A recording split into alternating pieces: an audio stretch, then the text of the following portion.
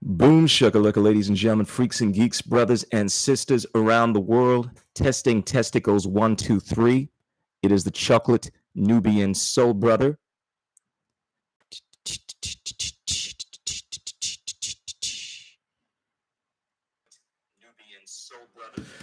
Alrighty, ladies and gentlemen, brothers and sisters around the world, it is your boy Chris Shule, aka the Esoteric Noetic, aka the chocolate Nubian soul brother from Ghana, West Africa, dropping the wisdomatic truth bombs here in Melbourne, Australia. You know, you can rely on me because, mate, I'm true blue. I'm on team. Meh. Sure, like the video, subscribe, click on the bell, tell your friends, tell your mom, tell your momos, drop us the comments and let us know what it is. Let's get it. Let's get into some Christ, the Christos. What is it all about? Christianity is one of the biggest religions in the world. Ooh. And no doubt, this is going to ruffle a lot of feathers. Anytime we're talking about religion, people tend to get very defensive. But I wanted to cast light on the origins of Christianity. I, for one, I'm someone that considers myself a Christian, but also a Buddhist. Also, and many people have different understandings of what it means to be a Christian or a Buddhist or whatever it might be. Fundamentally, though, when I look at Christianity, I look at the esoteric origins of Christianity. What often happens in society is the definitions change. When something becomes very popular, it often gets obfuscated. And I think a classic example is what's happened with the whole Bitcoin revolution. I think we see what's happened there in terms of Bitcoin, the original Bitcoin, BTC. It's branched into many different denominations. We have all these different cryptocurrencies, and what people refer to as being Bitcoin, as the protocols, how it's used, what it does, even though BTC is widely accepted as being Bitcoin, you have a look at the origin of Bitcoin, the white paper, and it tells a very different story. You find that Bitcoin is not doing what it was supposed to do initially. You have a look at the protocols in the white paper and so forth, and you find that there are other cryptocurrencies. I would actually say that specifically Bitcoin Cash or Bitcoin Satoshi's vision are actually more in line with the original white paper. However, these are fringe, these are cult-like. And what's happened is, as this thing has become more popular, Bitcoin, it's been taken over by a group of people, and specifically the core developers of Bitcoin, core devs, and they have made this thing very, very popular, but it's no longer in line with the original. And this is what we see also within many religions, Christianity. There are all these different denominations of Christianity. There's the Lutheranism, Pentecostalism, Catholicism, Nubianism. Well, maybe not Nubianism. That's my own. Just made that one up. However, there are all these different branches, and they've all moved away from the original idea of Christianity and what has been publicly accepted as Christianity. Granted, most people think that this is Christianity. If you have a look at the origins, you trace the origins of this thing, it's very different to what it was initially. So let's have a look at how Christianity came about, because I want to get deep into this, ladies and gentlemen. Now, Christianity, formerly on the exoteric side of things, was formed around 325 AD by Emperor Constantine, the Roman Emperor Constantine. So basically, he formed this congregation, the Council of Nicaea. This is in 325. You got all of the coolest theologians, philosophers, essentially 300 bishops within the Roman Empire to come about with what was going to be the formalized codex for Christianity. And they took pieces from here, there, everywhere. They took material from this scripture, material from ancient Gnostic writings or the Hermetical tradition from ancient Egypt. In fact, what's interesting to note is, and this is pretty obvious, if you actually have a look at the ancient cuneiform writings or writings found within ancient Egypt, you have a look at many of their stories, the story of Gilgamesh, Noah's Ark in the Christian text, or you have a look at the concepts found within the ancient Egyptian writings, like the story of the Garden of Eden, or Adam and Eve, specifically with the Egyptian text, the story of the Adama, they are directly related to essentially the Christian stories. And considering that the ancient Egyptian stories predate the codified versions that we see within the Council of Nicaea, it's obvious that this stuff has been plagiarized. What? Are you telling me, Krishul, that Christianity is plagiarized? No, the Bible is the work of God. God wrote this thing. No, Momo. People wrote this thing. Many people influenced this thing. Over 300 bishops, and this was essentially codified by Constantine. And yeah, it was taken from many different texts, and this is what we refer to as the Bible. Of course, we have different editions: the King James Bible, we have the New Testament, and so forth. But fundamentally, you find that things change over time. Things become popular. The most popularized version of Christianity is definitely not in line with the original material. And considering that the thing that most people are calling the original material is something that has been codified by taking many, many different writings. And it's interesting that there are certain Bibles that didn't make it into the codified tradition. For instance, the Book of Enoch, which makes reference to a lot of fanciful esoteric notions. It's conceivable that Enoch is actually referring to encounters with beings that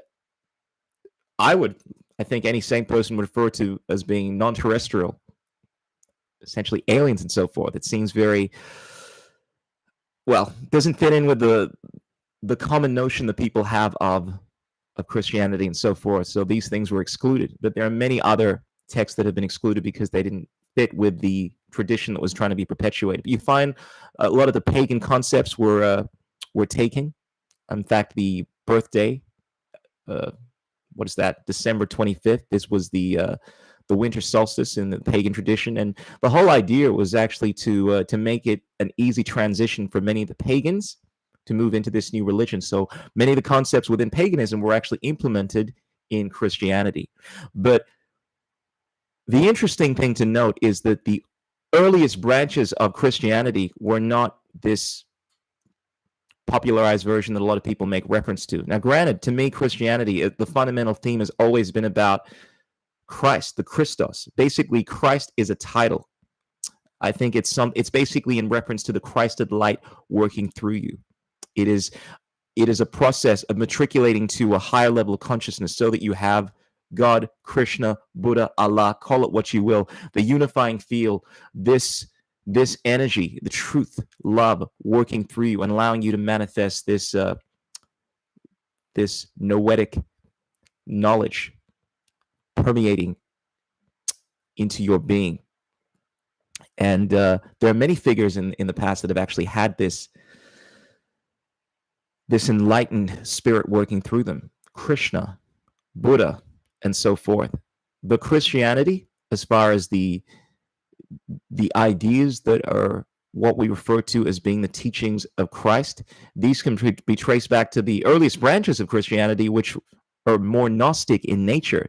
Gnosticism is actually probably the earliest branch of Christianity, and it tells a very different story than what is popularized within the Christian codified texts. The earliest branches of Christianity, these Gnostic sects, consisted of the Manichaeans. Essentially, these were followers of Mani, someone that lived in modern-day Iraq, essentially proselytized these ideas of Christianity, dealing with Gnosis, this idea that the divine knowledge was within, and that essentially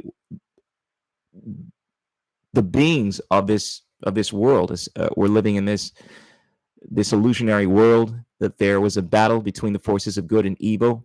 But we'll save that for another time. It takes on a very different perspective in regards to Christianity. But there are many different branches of Christianity, the earliest ones being the Gnostic traditions, dealing with the Cathars, the Bogomils, the Albigensians, and they were all persecuted by the Roman Empire as being heretical. And this is typically what happens to all of the light bringers. Essentially, they're deemed of as being dangerous, therefore they're hunted down, they're killed, they're crucified, and so forth.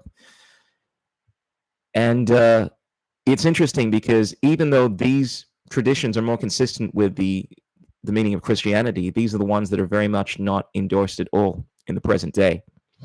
And granted, we have, I think, the one historical evidence that we have of actual writings, like scriptures dating back to, that make reference to Christ, are referred to as the Dead Sea Scrolls. And these writings speak about a very different tradition. They speak about the Essenes. This is a Gnostic sect. They make reference to the sons of light. They speak about all of these Gnostic ideas.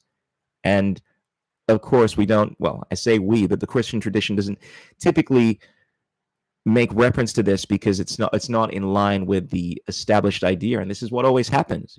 You know, when something becomes popular and the vast majority of people are pushing this idea, if they find that there are ideas that are not in line with this new idea, well, they don't want to accept that because it conflicts with their notion.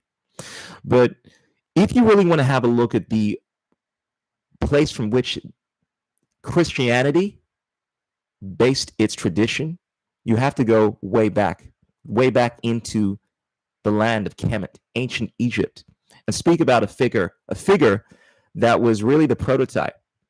He was known as Thoth, or Hermes Trismegistus. He was the most prolific figure of the ancient world of ancient Egypt.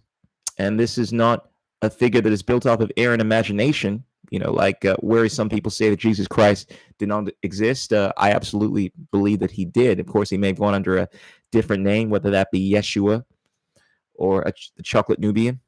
But fundamentally, these figures, I think, definitely existed. But what happens is their ideas are obfuscated. And when it comes to the figure that was the prototype for much of this information, it was a man by the name of Hermes Trismegistus. And you find that the Bible has its origins in probably much earlier than 325 AD with the Temple of Council of Nicaea. We can go back to the Phoenicians. They were students of Thoth, Hermes Trismegistus, and you can see a codified notion of the Bible coming around 180. That is the work of the Phoenicians, from what I have read. And these works make reference to principles of wisdom, the Hermetical sciences, teachings. I mean, common themes that are found within the tradition of Thoth that have made their way into the Bible are the concept that the kingdom of heaven is within, that the light of God is within yourself. There's this passage within the Emerald Tablets of Thoth that is absolutely beautiful, and basically talks about how the light within, I massively paraphrase this, has the ability to overcome all adversity. And it's the same notion that all you need is to connect to your inner divine. You see, granted, within the patriarchal society that we found ourselves in, within the formalized Christian tradition, there's this notion that you need gateways to the wisdom. You need priests. You need a church in order to gain an understanding of Christianity. In fact, in some of the later traditions, you essentially needed these priests to read the Bible to you. And it wasn't until later on, when we had Lutheranism, a situation where people, during this time, a situation where people could actually interpret the Bible for themselves, that we started having people take on different interpretations of it. But the closer that you get to the source, the better. And the tradition of the original teachings of Christ was that if you connect to yourself, if you purify yourself enough, you allow the Christ light within you to manifest, then you can tap into this knowledge, this divine knowledge, Gnosis, which is basically the idea of inner divine knowing. It's not knowledge per se. I mean, Gnosis is this, it's a kind of knowledge, but whereas the ancient Greeks would refer to different kinds of knowledge that talk about hearsay knowledge, which is knowledge that you get secondhand. For instance, you read it from someone, you've heard that this happened, or there's experiential knowledge. There's another cooler term for this, but this is the kind of knowledge which is better because you directly experience this, right? Like if I told you that I saw someone, I experienced someone beating the shit out of someone, you know it was inclined to be true. However, if I told you that I'd heard someone got the shit kicked out of me, be like, well, that's hearsay. I don't know if that happened. right? It's better to rely on someone that has experienced that. The next stage is Gnosis. It's when you have, it's beyond experiencing within this physical world. It's this inner knowing. You've experienced this on a spiritual level. You know something to be true. You don't believe it per se, because belief requires doubt. But you know this because within the fiber of your being, within the atom seed of your divinity, you have experienced this to be true. And this is at the heart of Gnosis. It is inner divine knowledge, knowing. And this is at the heart of Christianity. Now, granted, I realize this may not be in line with a lot of what people call Christianity, but most of the people that are students of Christianity have read their typical Sunday school Bible, no doubt, but they haven't looked at the origins of this thing. They haven't relied on the most important principle, which is that the kingdom of heaven is within. Look within yourself. But rather than just blindly listening to what people have told you, do some research. Gain an understanding of what is. You know, as the Buddha said, don't believe anything unless it resonates within your heart and your mind. The river of transcendence flows when you think with your heart and you feel with your head. Open your mind, open your heart, do the research. And if something doesn't resonate with you, if this doesn't resonate with you, throw it away. But be open to the truth. Don't allow your ego, your ignorance to blind you from the Christ of the light. But fundamentally, the teachings of Thoth, the hermetical sciences, speak about the mysteries of the universe. A lot of people have this mindset that knowledge is evil. I often speak about this. There are certain one of the things that I find anyway, I'm generalizing here, but typically I find Christians do is that they stay away from certain information. A few hundred years ago, they'd stay away from what we refer to as the science technology now. What is this? This devilry? Is this, what is this technology? What are these herbs that you are using? This is witchcraft. Burn her. It's the common theme you'd find, right? Burn the witch. She's dealing with a kind of science on this pharmakia that we're not aware of. And to this day, it still goes on. There are still esoteric sciences that have not been fully established within the scientific priesthood. And as a result, the Christians, being weary of this, granted they've accepted certain technologies like the boom shakalaka, right, as being acceptable because their new priesthood, the scientific establishment, deems it to be good. It's interesting because a few hundred years ago, the Christians were very weary of the scientific priesthood, right? Science was very evil, scary, dangerous. I wouldn't say it was so, though. It may be or may not be. But now, the general thing we see is that the Christians, I'm speaking generally, are more in line with the scientific priesthood and by everything that the scientific priesthood is throwing at them. Oh, it has been made by scientists. I trust them. Science says that we should take experimental boom shakalakas. So let's do this. But I would argue that you should always be mindful of any technology until you understand it, you understand it. But it's not to say that it's inherently good or evil. I, for one, the chocolate noobs, I'm not against technology because I understand it's a tool. I understand that the ancient mysteries are a tool. They deal with sciences, technologies that a lot of people are not aware of. And whereas the current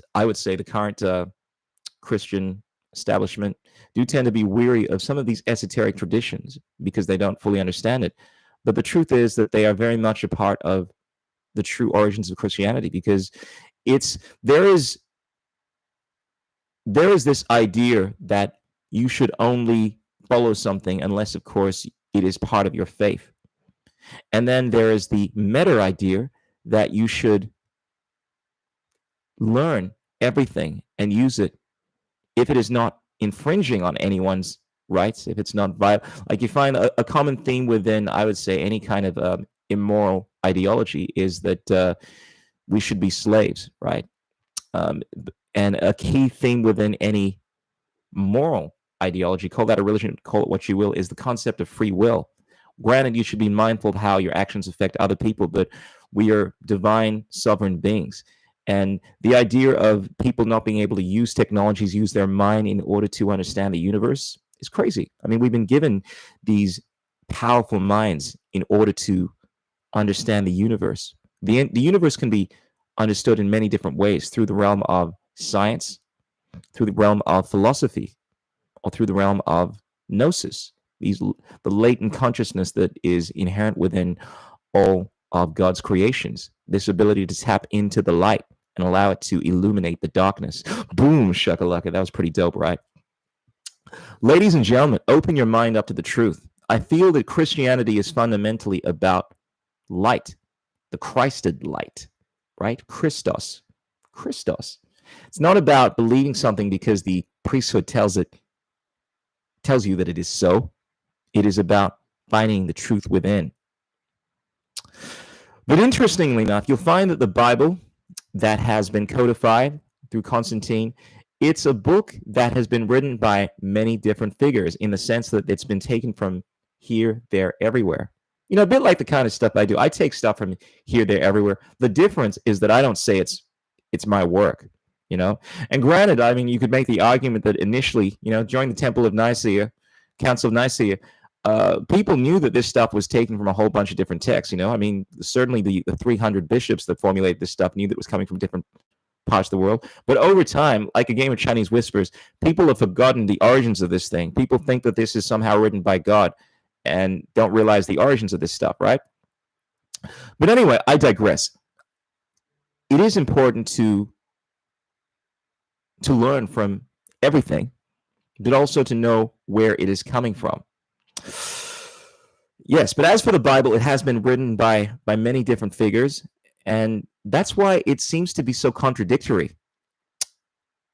There are certain passages within the Bible I think we'd all agree are hugely inspiring, hugely wisdomatic, and hugely moral. But then there are other passages that are very much not so, that stink of a vile figure that is essentially based in fear, based in ego. You shall have no other gods before me.